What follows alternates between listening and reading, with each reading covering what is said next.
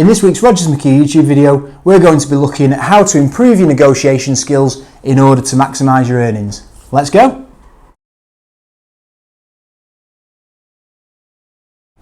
In this week's Rogers McKee YouTube video, I'm going to be discussing how to negotiate in order to improve your performance, improve your billings, and ultimately earn some more money.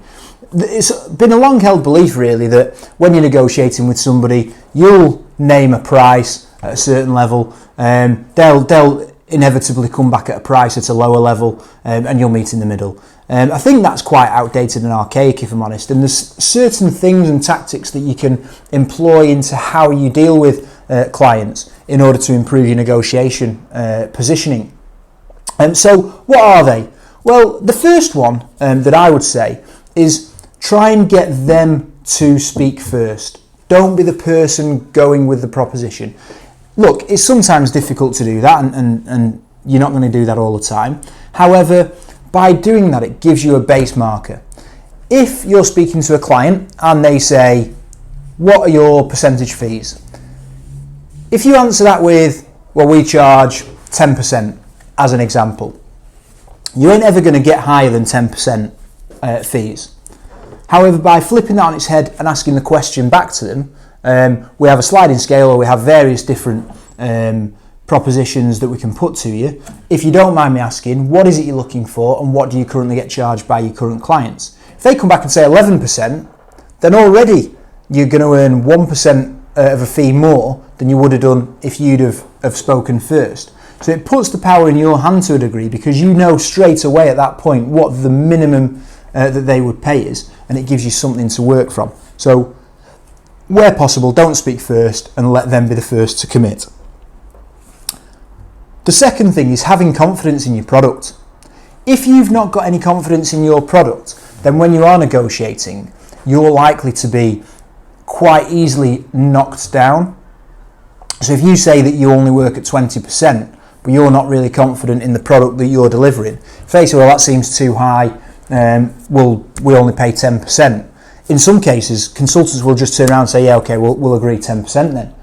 Whereas if you can justify, based on the product that you've got, the 20% that you're talking about, you'll come back to them and you'll be able to discuss that and negotiate that and have an argument as to why you charge 20%. Do you operate in a niche? If you're in a niche and you're speaking to all the candidates on the market and you know the market inside out, then you can confidently command a higher percentage than a generalist that may have found a candidate on a CV job board and is just going to spam their CV out to all and sundry. So you've got to have confidence in what you're selling, and that comes from speaking to the candidate, then going out and reference checking them, maybe speaking to people that know them in the industry but may not have worked with them previously. And if you can generate all this information about the product or the person that you're going to market with, then you'll be really confident in standing your ground at a higher percentage. And following on from that, the third point is be prepared to walk away.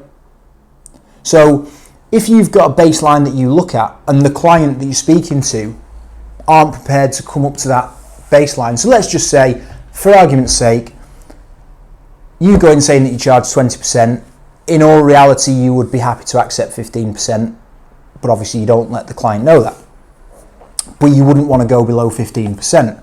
If the client starts at 10% and you can't get them up to that 15% bracket, you need to have confidence to walk away. Now, what would give you the confidence to walk away? Well, having the market knowledge and knowing who the right fit for this candidate would be is crucial. Having a brand in the market so that when you pick up the phone to clients they answer is pretty important too. But knowing that you're going to be able to go and get that candidate other opportunities. If you, again, are a generalist, you don't think or you don't have confidence in them, as we've just spoken about, and you're not sure you're going to get them more than this one opportunity, you won't walk away. So if you want 15% but they say 10%, you're going to end up saying, okay, we'll take 10% just to try and force it through. Whereas if you can say, hand on heart, if you put the phone down to that client, you can go and get another client for this candidate.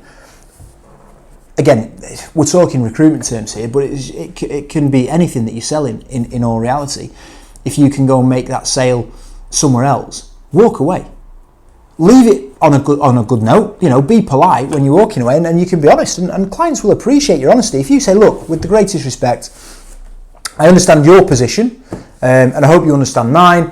I work in this sector, in this niche on a daily basis, and I put a lot of time, and these are the steps that I go through to draw out the best candidates on the market, and because of the time investment and the effort put in, I will not drop below 15%. And unfortunately, we're not going to be able to do business on this occasion. However, if anything changes, you know where I am. Feel free to come back to me. You never know. 2 weeks down the line, when the client have not filled that job, they may well come back to you and say, look, all right, fair cop. We've tried other agencies at lower fees. They weren't able to find the right candidates. I remember the conversation. Happy to work at the 15% that you suggested. And they may come back to you and you may get the terms that you're looking for. But if you're not prepared to walk away, then that'll never happen. You'll always end up working with clients below the minimum level that you've set. The fourth thing is you've got to be able to deliver value. So if you are charging a higher percentage than other consultants or businesses out in your sector, you've got to be able to deliver value. You've got to be able to explain coherently, although from all the mistakes in this video, I'm sure you're probably establishing that I'm not quite as coherent today. But you've got to be able to explain coherently why you charge more than your competitors, and there's got to be a value in that.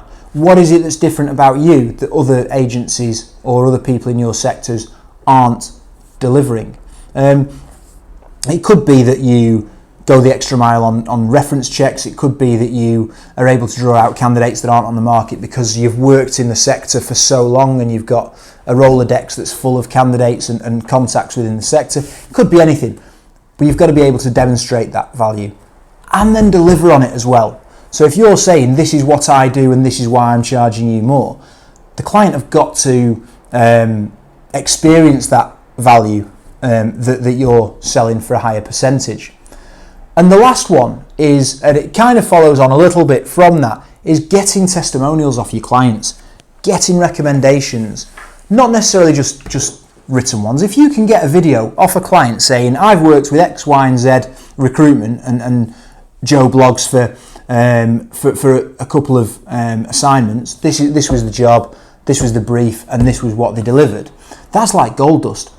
But any testimonials that you can say to clients, I understand your concerns about the percentage that we're charging, and I know it's possibly slightly more than you've been quoted elsewhere. These are the reasons. This is the value that we can deliver. And if you don't believe me, or if you want further evidence of this, have a look at these testimonials from some of your competitors that just demonstrates exactly how we operate and exactly what we do. Don't be the best kept secret in town. If you've delivered a good job for a client, go and get them to sing it from the rooftops.